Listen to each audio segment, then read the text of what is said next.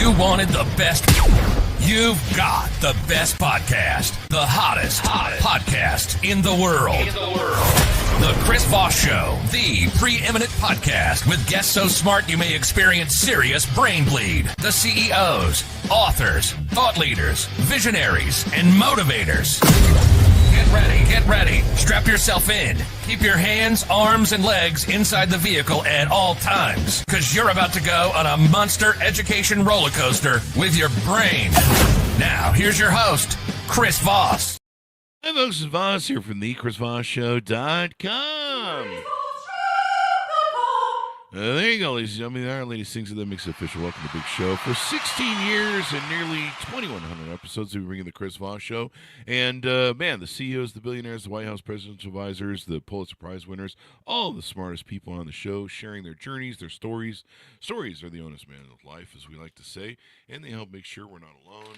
And there's other people out there that have resources and experiences and cathartic moments they've survived. Survival seems to be the game of life. So there you go. As always, refer the show to your family, friends, and relatives. Go to goodreads.com/Chris Voss, LinkedIn.com/Chris Voss. Chris Voss won the TikTokity and all those crazy places on the interwebs in the sky. We have the newest author out with his latest book, Unlock Your Potential, Own Your Power, Master Your Emotions, and Live Your Best Life Today, because you don't want to live your best life tomorrow. If you do it today, then you'll have a best life tomorrow, too. I should probably map that out better in my head before I say it. Anyway, it was out April 30th, 2024. Matt Traverso joins us in the show. We're going to be talking about his insights, what made him write the book, and some of the input and stuff that he put in it and how it can help you. Matt is a transformative coach with more than 25 years of experience. He works with CEOs, athletes, entrepreneurs, and everyday people who want to get more out of themselves and their lives. He mentors coaches at all stages of their careers, from beginner coaches to seasoned professionals. Welcome to the show, Matt. How are you? I'm very well. Very excited to be here, Chris. Good. Very excited to have you as well. So, Matt, give us any .coms. Where do you want people to get to know you better on the interwebs? My website is matttraverso.com. There you go. So give us a 30,000 overview. What's inside your new book? Right.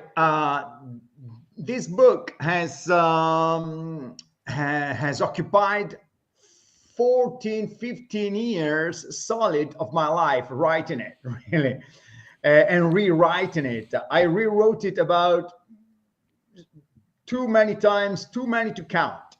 But anyway, the reason why I started this journey was to really find out for myself the best ways to maximize my time on this planet, this gift, this miracle, and utilizing my own inner resources in the best possible way. And of course, as I did that, along with all sorts of courses and coaching programs that I was both taking as a participant and offering as a coach, at the same time, I was also distilling these ideas whilst trying to write them down. So clarifying in my mind what I was learning, what I was doing, because I was so excited with the results that I was getting and that my clients were seeing in their lives. That's amazing, man. And so that gave you the inspiration then, huh? Exactly. And I just wanted to clarify, crystallize it as much as possible. But of course, it's always evolving. If I were to read it again, every time I will read it, I would make some alterations, some changes every single day. So finally, I said, I gotta stop reading it because otherwise, I will never publish it. There you go. So, Unlock Your Potential. Give us a kind of summation from your book and how we can unlock your potential. Of course, we want to just tease stuff out. We don't want to give them all the data. They got to buy the book for that. Yeah, sure. Right. Well, my coaching journey and my journey in personal, professional development and coaching and self-help skills, tools, life skills in general. Um, I started 30 years ago in the 90s. I'm a psychologist as well. Um, and and I actually studied NLP, neuro linguistic programming for many years. I'm a master trainer of NLP. So I actually in the book you have the best, because in the old days I thought it was due to a bunch of techniques and strategies and tools. There are still lots of tools, techniques, and strategies, but there is a different outcome, a different purpose in this book. It's not just a bunch of techniques to learn, but it's all about you, the reader, becoming who they already are, more of who they already are, of who we already are. So maximizing our potential by being more of who we are. And I keep repeating it just, to make sure that our audience can really get it, which is about, to put it very simply and bluntly, and almost insultingly, to be yourself. Be as you are. There you go. And so, why is it important? In the title of your book, you have the line "Master your emotions." Why is Yeah. it important to master my emotions and have some maybe stoic control there? Right. Well, yeah. Well, that's what life is about. Life is our emotions. If we have millions, billions of dollars, but we feel crappy, we feel depressed, we feel resented or angry all the time or frustrated, our life is about depression, sadness, frustration. That's our life. And many, well, I mean, several, but overall, many people find themselves, unfortunately, in these sad situations, and sometimes take their own lives. And they have a ton of money, like Kate Spade in New York, a billionaire. And just, that was, she was fairly recent. But so I think that emotions are the alpha and the omega, the beginning of the and the end is where the juice is. It is where our life is being lived. And that's what we care about anyhow. I'm actually sometimes closing my eyes when I actually say these kinds of things, because our life is not outside. We don't live in the beautiful Rolls Royce, in the beautiful. It's not like we don't live in things, in objects. We live in here. I'm pointing to myself, and here is the result of how we use this thing between our ears. So maybe it's a smidge important to learn how to use it, since everything else will not suffice and guarantee our happiness at all unless we master our emotions, by mastering our mind, by mastering our thinking. Yeah. So we need to think over our emotions. Then we need to use thinking to control and master our emotions so that they don't get the best of us, maybe. Well, yes, that's a simplified way of saying it. And luckily, fortunately, now we know from neurology that mental activity is where we live. That's it. That's the name of the game. Mental activity, we live in here. So the principle of thought that shapes our perception, our reality. It's whatever we do inside, the meaning that we give to things, experiences, situations, people, circumstances. That's where the juice is. And it could be a good juice or a bad juice. If it's a good juice, you are doing great. If it's a bad juice, it doesn't matter how great the circumstances, people still feel like crap. And what I'm actually ideally through the book, people will realize that regarding the process of thinking, the relationship between thoughts and emotions. They realize that what's happening in here that is essentially determines and shapes our emotions, and we don't live in the feeling of objects, things, of the world, of people, but we live in the feeling of our thinking. Whatever we're thinking at the moment, that's what we are experiencing. Mhm. And it doesn't matter what those people say. Sometimes people feel, hurt because those people say those nasty things, or they are unkind, uncaring, unloving, whatever.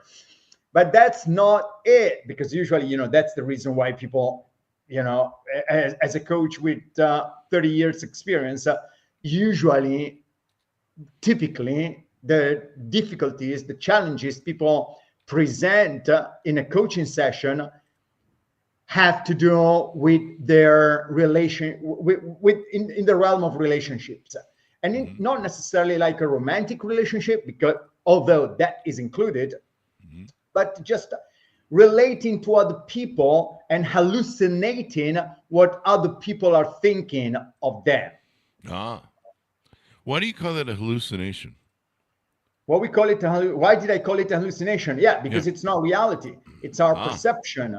It's only what we are. That's a good question. Very good. It's only our perception. We humans are not in a position, and will never be in a position. We just can't know what the world is like.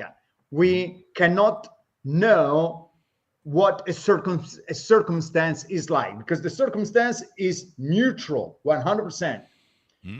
And people can say whatever they say, can do whatever they do, but they have no power, not because we have the incantation, the affirmation, the declaration, the powerful declaration that people don't have the power to influence, my feelings. It's not that. Even though some people do these kinds of things, exercises, drills in seminars and workshops.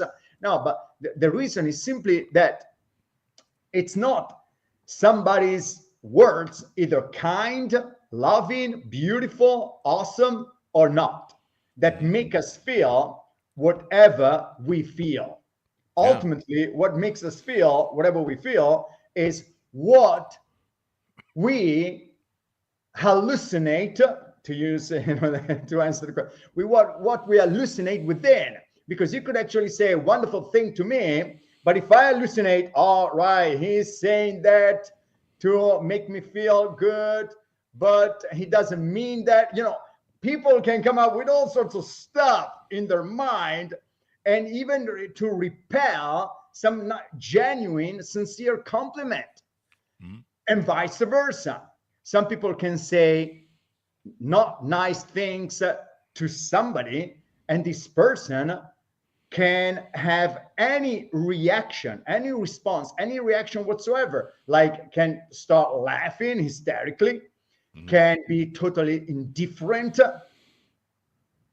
and any other possible reaction that we can think of, infinite number.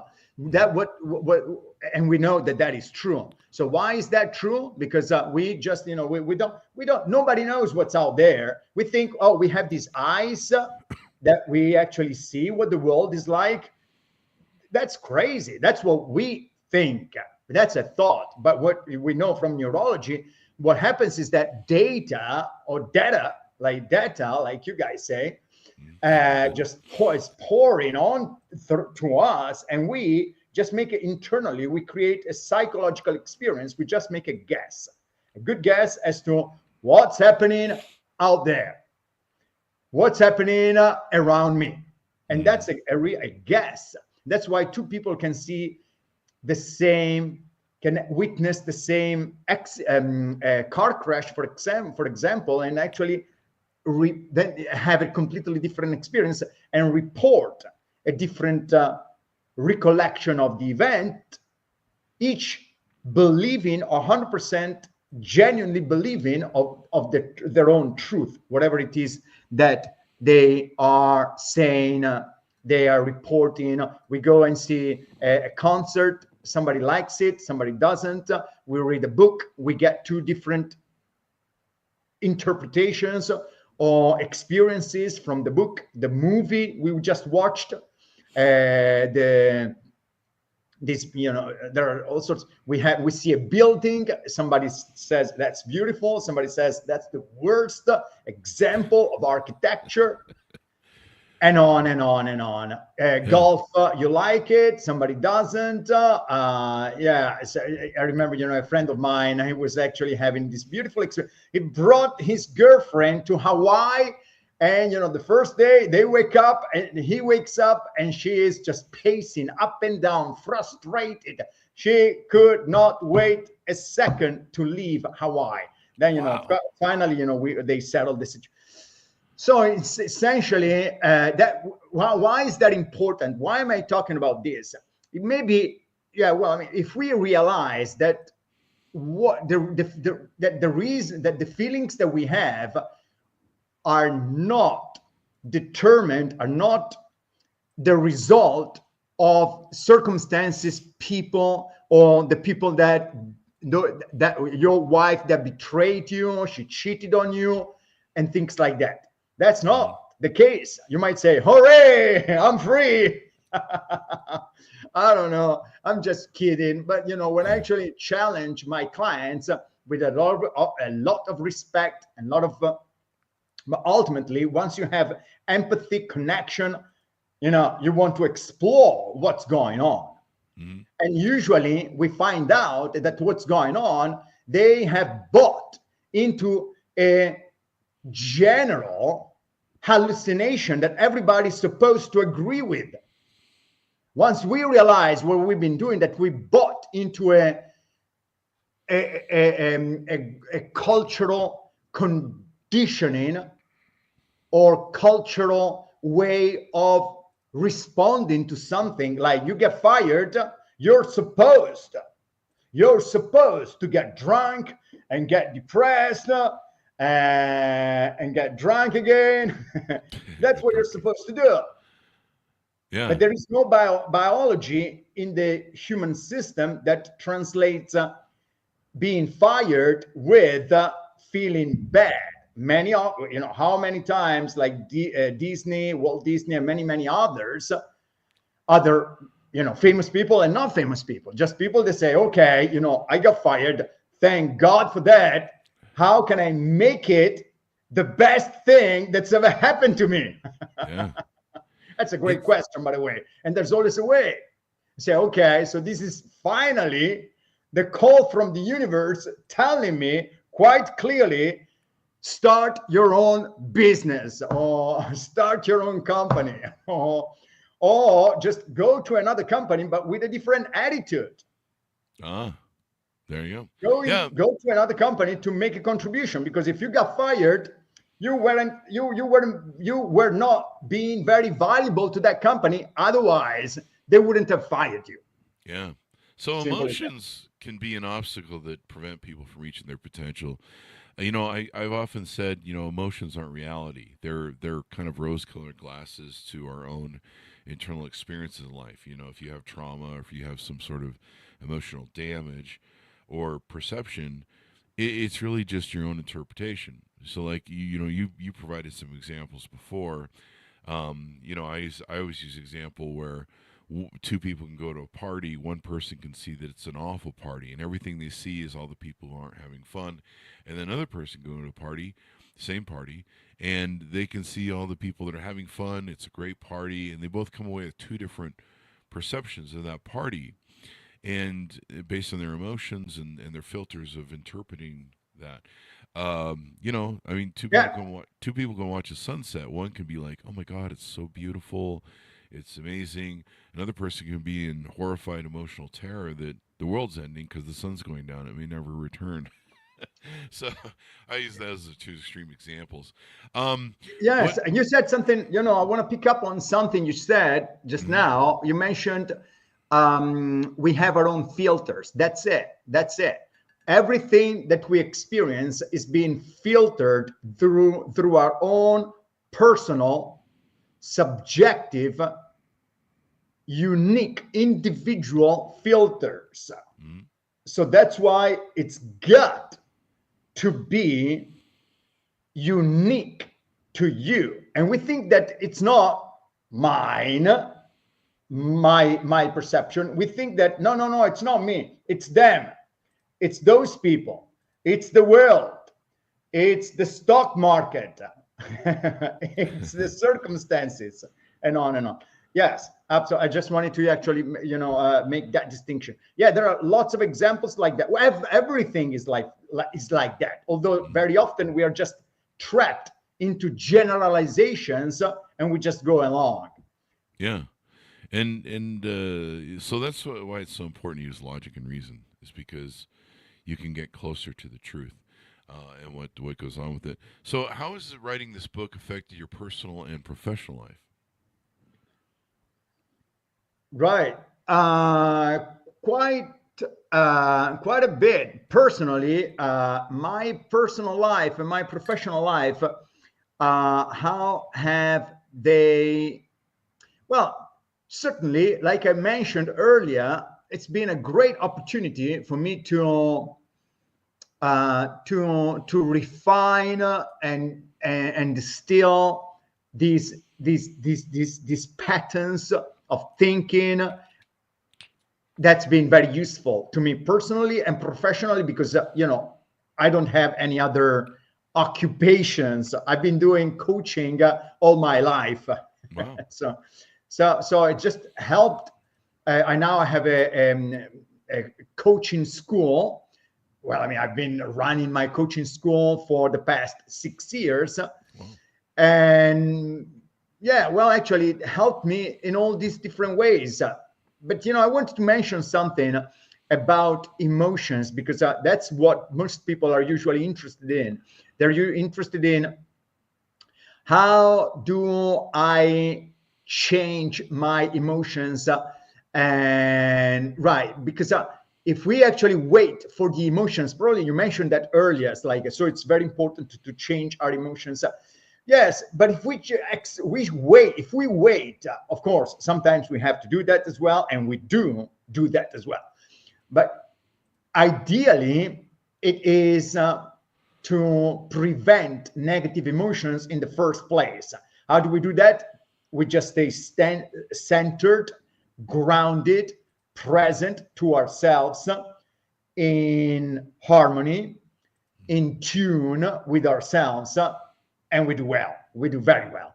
And simply because when we are having an emotion, if we try to change it, and I know that because I've been into changing emotions for decades, for at least 2 decades, through neuro-linguistic programming primarily, which is a bunch of tools and techniques and strategies. But these days, I stopped using these tools and techniques, because otherwise people think, all right, it's because of that technique that I used that I resolved that negative emotion. And it's something like there's too much forcing, and that forcing bit, I stopped liking it. And now I want things to be as genuine and authentic as possible. What do I mean? I mean that I made a great discovery. I didn't really, probably I knew it unconsciously, but not consciously. But now I know. I'm actually, for example, this is something that I distilled through writing the book. I realized that we come to this world with a good feeling, the feeling of being alive. And it's a great, awesome feeling, the feeling of being alive. And we have it from the very beginning. We have this awesome feeling. So what am I saying? I'm saying that our default is well-being. Well-being is our natural state. So we don't actually need a bunch of techniques to make us feel good. Feel good is what we are at the at our essence, at our core. We are well-being, we are resilience, we are love, we are joy, happiness. Just look into a newborn baby's eyes, and what do you see? Pure joy, bliss. That's what you see. Except for those times when when it's wet, or when it's hungry. Other than that, normally, except for those times, it's doing amazingly, this baby. So that's just a clue as to our natural state, which is just pure good feelings. So what gets us out of these good feelings are, I call it contamination, contaminated thoughts, that misleading thoughts that distract us, the interference that takes us out of our natural state of awesomeness, of, again, well-being and joy and love. So no, that's a great thing to keep in mind. And in more practical terms, we want to realize, if we are not feeling good, let's just let those feelings pass without trying to change them, trying to push them away, trying to analyze them, trying to avoid them. If we just know that what they are is not reality, because that's what people think. They hallucinate. You have some thoughts. I mean, I say, in general, people have some thoughts, and you generalize, okay, so that's what's happening. Oh my gosh, my life. Wow. And they actually, and they do all crazy things. Even those people that, crazy people doing crazy shit that they regret for the rest of their lives. Why do they do that? Because, and then they regret it. And then they say, oh my gosh. Or, those crazies, like, sorry if I mention, the other guy that has your same name, that hijacked your name, Chris Voss, was talking about these bank robbers, and they are so regretful when they are inside the bank, and they regret having robbed the bank in the first place. And they can't wait to just get out as safely as possible. And so why do they do all these crazy things, people, all the time, and much worse things? Because at that time, they believe in their thought. Okay, so all right, we actually have clarified an amazing principle. The more people believe in their thoughts, the more they get themselves into trouble. The more instead we clearly identify and see thoughts for what they really are, i.e., transitory, temporary mental impulses, period, nothing else, the better we feel, the more centered we are, and the more we are in a place, in a position capable of taking things, challenges, difficulties in stride. Yeah, most definitely. So let me ask you this. What would be one piece of advice you would give to someone who feels stuck in their current situation and struggling to move forward? Right, to become honest, to get honest with themselves, really honest, dirt honest with themselves, and saying, hey, first of all, take stock, be responsible. Why are you finding yourself in this rut, in this hole, in this stucky situation? Why are you stuck in the first place? I mean, didn't just happen like, oh my gosh, it happened like the rain or the sunshine. It doesn't happen like that. There are things leading up to that state. The more we embrace lovingly, caringly, responsibly all of that, the more we are in a position now to take life, take control of your life, of your situation, and start making new decisions, new choices, and moving in a new direction, and start experiencing a new reality, new perceptions, and start, then, you of course, it starts with, like asking yourself, what do you really want? What's most valuable in your life?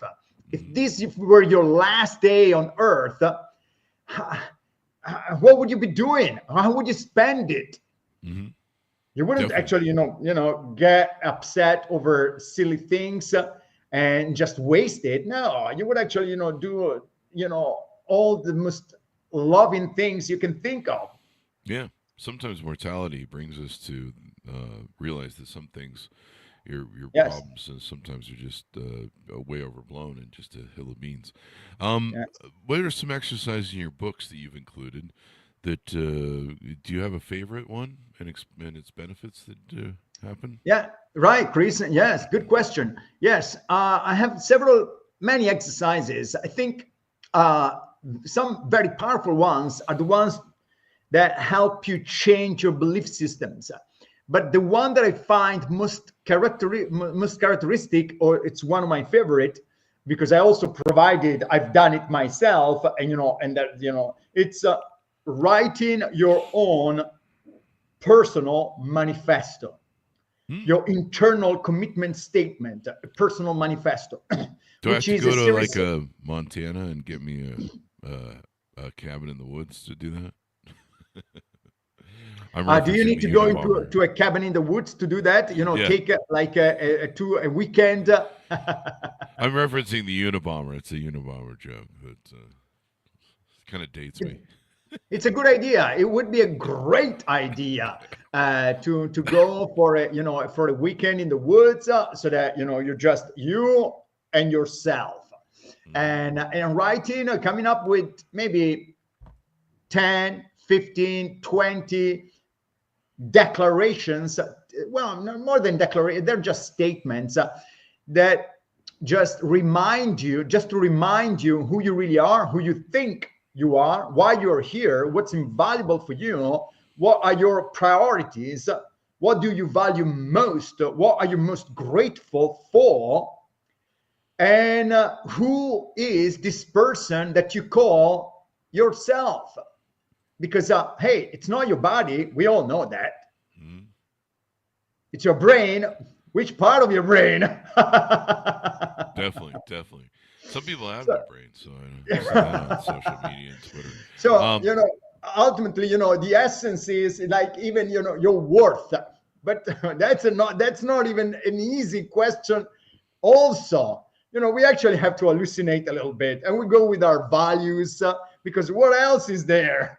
I mhm, mean, most definitely. So in your book you talk about mentors and role models. Why is it important to have a mentor? And do you want to talk about one mentor who significantly impacted your journey? yes. Well, I think mentors, and then of course, at every stage of our life, we give answers that are different to the same questions. For example, had you asked me that question 20 years ago, at the beginning of my career, I would have said, "Oh, a coach allows you, a mentor allows you to." To actually to have the clarity, and it gives you tools and strategies. No, not today, not at all. Anyway, what is actually very valuable? Yes, it gives you clarity, because they ask you questions. Usually, a good coach, because then there are different. A mentor is quite different to a coach. A mentor is like taking you under their wing and mentoring you and sharing everything they learned, passing along all the wealth of knowledge that they've accumulated in their lifetime. That's like mentoring. Coaching is not giving any solutions, it's not giving any answers, it's not providing any resources, but it's just putting you in a state where you find, in a context, create an insight-friendly space, a space, an environment very conducive to you having your own realization, your own insights, and coming up with your own answers and solutions. So that's coaching. But what I actually, the reason why I say yes right now today I'm answering this way. The reason why it's been very valuable, it's because it allows you to see that we are all very human. Yeah, there you go. So you actually you navigate life with more kindness, gentleness, and ease, much more ease. That's it. Much more ease. That's definitely good. Definitely good to have. So what do you hope as we go off, people come away with the book? What do you hope they learn? What do you hope inspires them, et cetera, et cetera? Right. With the book, I would like for them to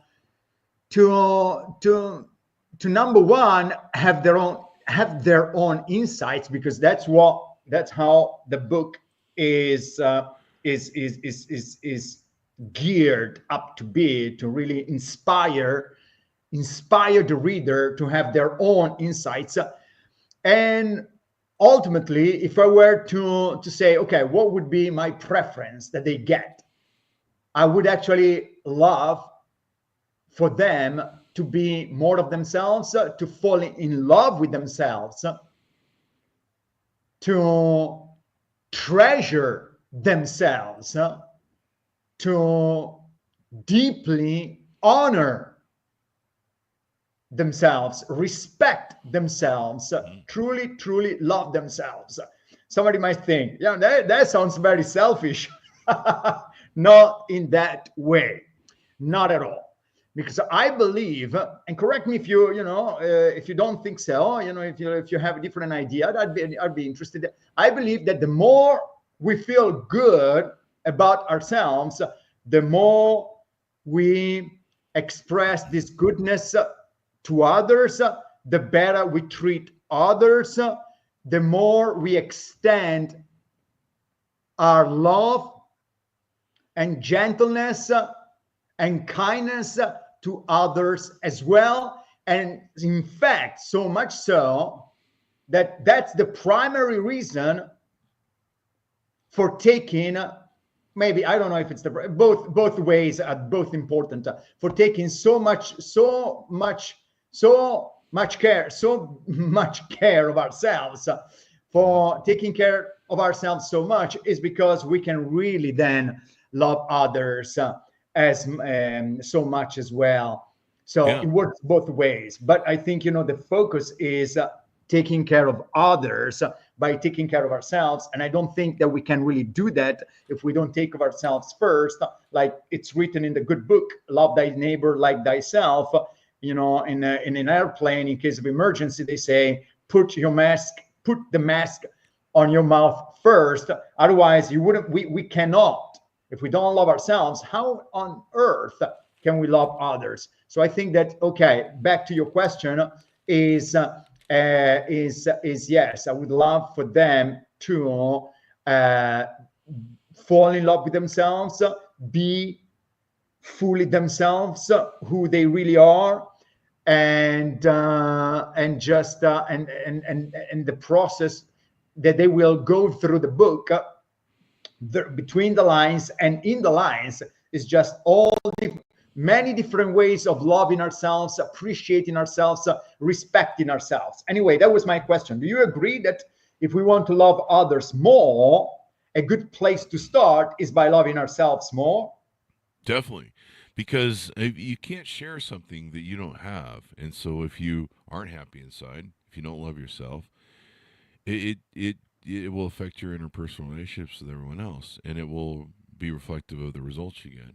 So you've got to be able to make Right. yourself happy first. I mean, you gave some great examples of the plane. Put your oxygen mask first on, but it's there's a lot of people go through the world and they got a lot of great advice for everyone else, but they don't take self accountability to their own selves. And if you're miserable, if you're unhappy as a person, it's going to affect your results, and it's going to affect the people you integrate with and all that good stuff. So this has been real insightful, Matt. Give us your final thoughts as we go out for people to pick up the book. To talk to us, pitch out a little bit about what offers you have on your website, courses, all that sort of good stuff, and how people can reach out to you to do business with you, to have you coach them and help them through their issues. Right. Yes. Anyway, there was a nice note what you were sharing, and maybe of course, we just want to do it. Just listening to ourselves, listening to our wisdom, to our inner guidance, our intuition. Anything that I shared and we talked about in this podcast should not be taken as a tactic. Please don't, because if that's the message, then I didn't convey the message effectively enough. So we just it's natural. Again, like babies are loving and they want to share the love. They don't do it as a tactic. Let's model newborn babies. Not when they're teenagers, and not even when they're 4 or 5. No, when they're like newborn babies, really. That's real, pure love, pure magic. Anyway, my website is traverso.com, and the spelling is MATT, and the last name is Traverso, TRAVERSO. So it's one word with 3 T's, .com. And I actually speak other languages. So I'm not going to talk about my upcoming, which is going to start very soon, my upcoming coaching certification program, because that is in Italian. I also speak French, but this one is for the Italian. For those who speak Italian, sure, it's comediventarecoach.com. But if you actually speak English, then if you go to traverso.com, that's not that's in Italian. So Okay. whereas yes, but on my website, I provide coaching services, so one-to-one coaching programs that they can actually find information about, also find information about the book. And currently we have it in paperback, hardcover, Kindle, and audiobook as well. Oh, wow. As of 2 weeks, I finally, I tracked him down, this great narrator with a very good American accent. His name is Charles Constant. So he finished narrating it, and it's available on audible.com and amazon.com. There you go. There you go. Well, it's been wonderful to have you on the show, Matt. We've learned a lot and inspired people a lot. They should go pick up your book wherever fine books are sold. So thank you very much, Matt. We appreciate it. Likewise, it was very enjoyable. Thanks very much, Chris. Thank you, sir. And to our audience, pick up the book wherever fine books are sold. It is entitled Unlock Your Potential, Own Your Power, Master Your Emotions, and Live Your Best Life Today. I mean, unless you really don't want to live your best life today, you're like, I want to live my worst life today, so I'm not going to buy that book. But if you want to live your best life today, order the book today wherever fine books are sold, and reach out to Matt to find out more at how he can help you. Thanks, our audience, for tuning in. Go to goodreads.com/Chris Voss, LinkedIn.com/Chris Voss, Chris Voss1, the TikTokity, and all those crazy places on the internet. Well, maybe not all of them. Anyway, guys, thanks for tuning in. Be good to each other. Stay safe. We'll see you